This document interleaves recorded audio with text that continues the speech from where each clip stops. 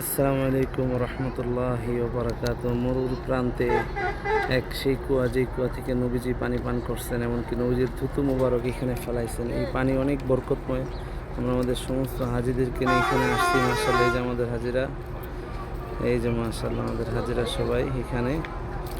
মাশাআল্লাহ, এই যে হাজিরা, সমস্ত হাজিরা এখানে আমাদের। মাশাআল্লাহ, আমরা হাজিদেরকে নিয়ে বদরের আজকে জুমার নামাজ আদায়ের পরে আমরা বদরে যাচ্ছি সমস্ত হাজিদেরকে নিয়ে।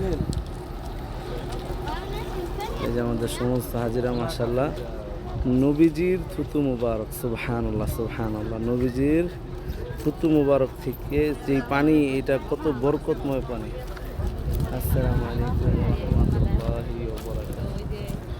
এই যে আমাদের বাস, এই যে মাশাআল্লাহ মাশাআল্লাহ, এই যে আমাদের বাস, এই বাসে করে আমরা আসছি।